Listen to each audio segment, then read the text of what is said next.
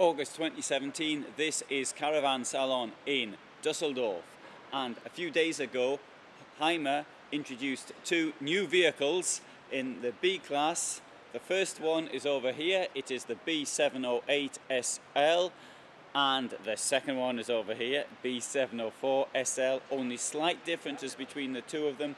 We're now going to have a look at the B704 SL.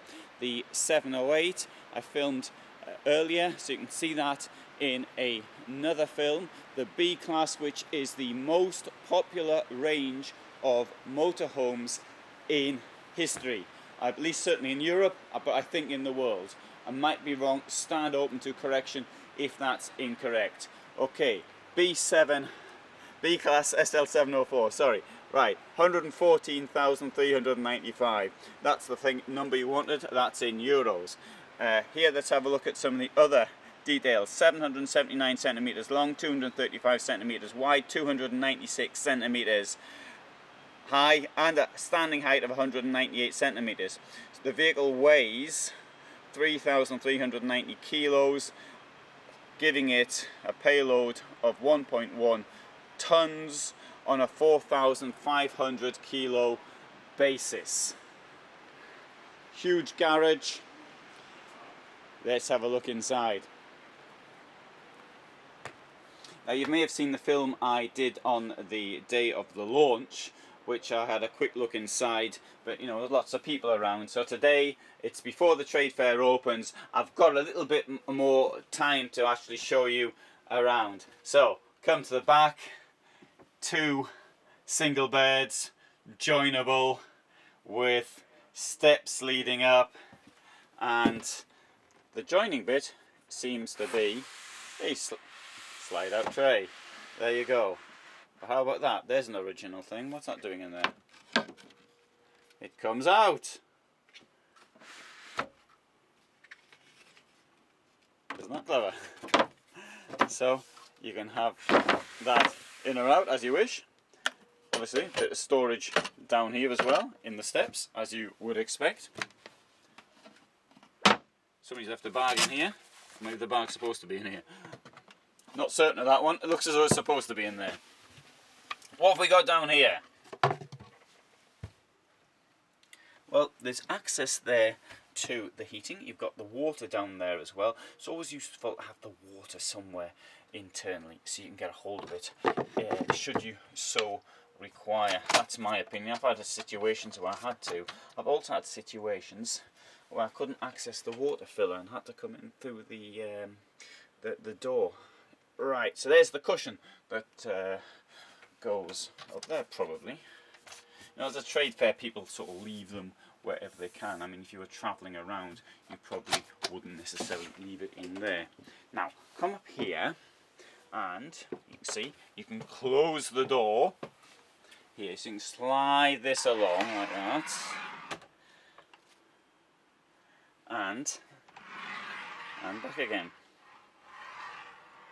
So that will give you a bit of privacy from whoever it is who is down there. Also, you've got a shower on the left and the toilet's on the right, and it's separated. And should you want to do, you can also close that door off there. Now that could come in handy if someone is sleeping down there and you want to use the toilet, the shower, so the people in here can't see you, and the people in the other room can't see you either. In here we have the hanging space. Got quite a bit of space down there, and yeah, we've got another cubby hole under the floor. Let's have a look at it. I genuinely don't know what's down here. That's the water.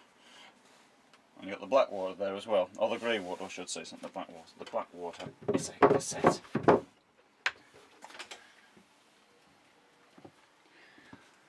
Right, now come into the kitchen. The kitchen top doesn't match the tabletop, or maybe it's a prototype. Now that's unusual. Maybe there's a reason for that. I can't think of the reason at the moment, other than that's just the tabletop. Maybe it normally does. Obviously, you do a trade fair. They had to make the kick-off date. They had deadlines which are already in place. So I appreciate that. You know, you can't always get things ready. So that could be the reason. Or maybe the tabletop is meant to be like that. I don't know. Right. So down here we've got what in German is called a medicine rack, and because they have them sort of in chemists and things like that. Don't really know what the word, slide out rack, something like that in English. Got very big knobs up here for the gas, 3 burners up here. Got some bread there. Oh, it's real, sorry, I thought it was plastic. It's real bread. And I like that position. I've had problems actually in the past with a gas. I'll show you what happened was this, because I had my burner on, and I've got this rather large thing I cook with, but the heat was deflected towards the plastic of the switches, and so the switch melted a bit. And it wasn't even my van, it was somebody else's van. Anyway, that won't be happening here, because not only are the dials here metal, they're also well out of the way. Ignition starting, obviously, as you'd expect in any van, to be quite honest. And let's have a look at the down here. So you've got to keep the knives and forks down there, and not some brochures about Hymer. And it's a lovely quality of the fittings down. This is absolutely outstanding. And softish close. Right, and down here as well. Let's have a look at this. Plenty of space in there for your pans. That's great. Easy access, sliding in and out, and down the bottom as well. And you've got your rubbish bin in there. Do you keep your rubbish bin down there? Because I when I was in a van, using it sort of temporarily, I kept my rubbish down there. I tend to keep it in a plastic bag or somewhere else, although probably the best place for it when I think about it. I'd be curious to know where other people keep their rubbish. I'd say right down below where you keep your rubbish. In fact, I ought to do a separate film on this rather important subject. Now, let's have a look up here as well. Drawers, cupboards I should say. And, well, again, once more, really wonderful finishing. So you've got a bit of prep space here, so but as you know, I use the table. So let's come into the seating group.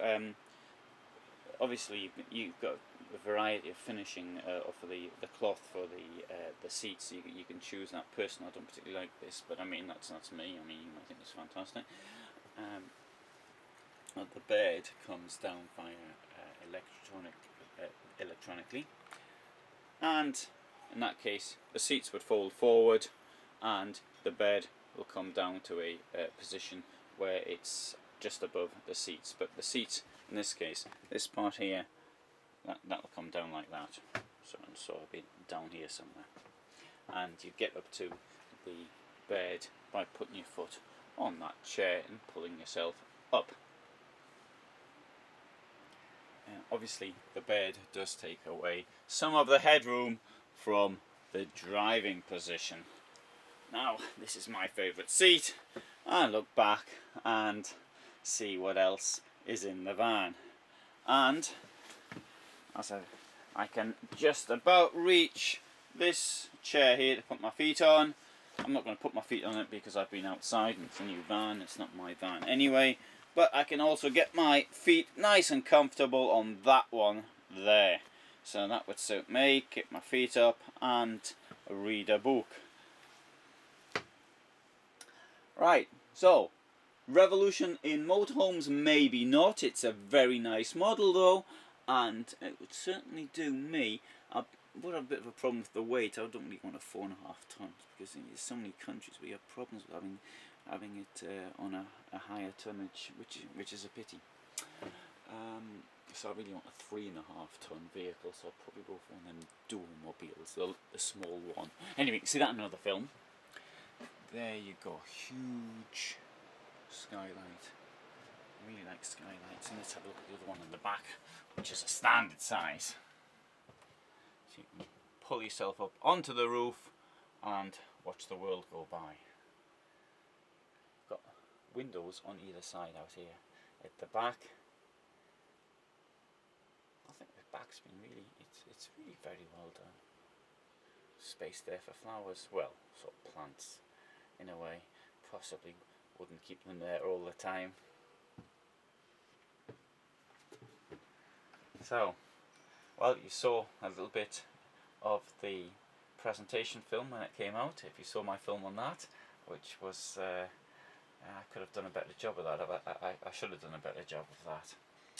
Anyway, there you have it.